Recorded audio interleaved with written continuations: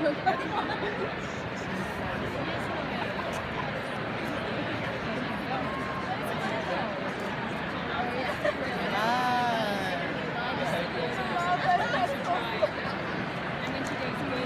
will be back on some easy coffee. She got those tissue coffee. If you read hours ago,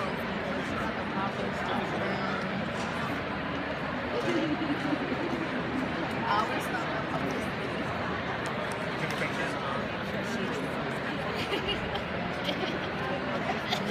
because I'm not about to come out this picture. Oh, thanks.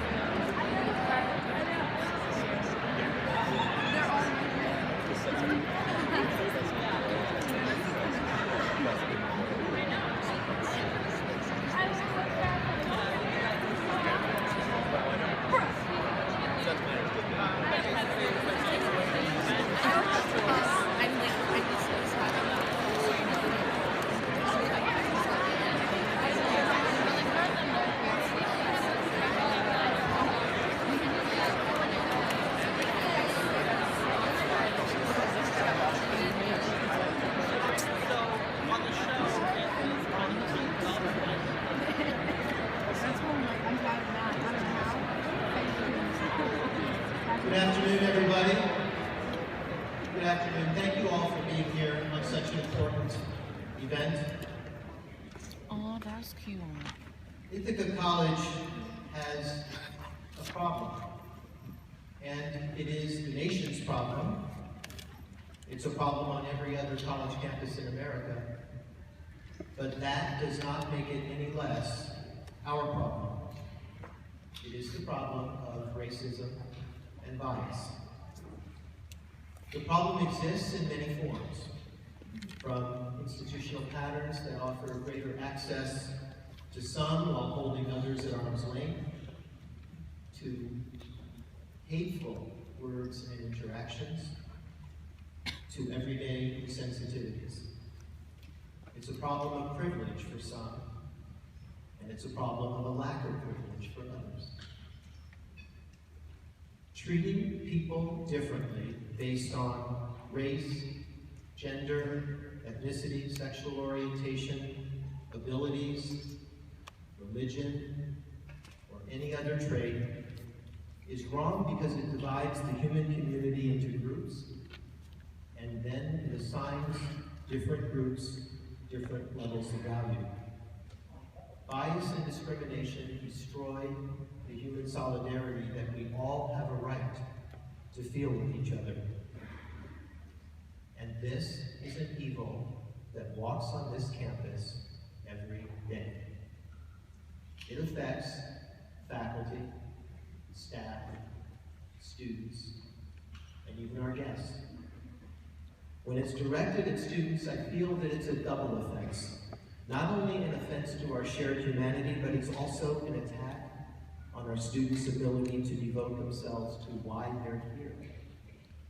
How can students fully explore and develop their potential unless they're respected, supported, and embraced? For that matter, how can any member of the faculty or of the staff fully develop and enjoy the unfolding of their own careers unless they are respected, supported, and embraced?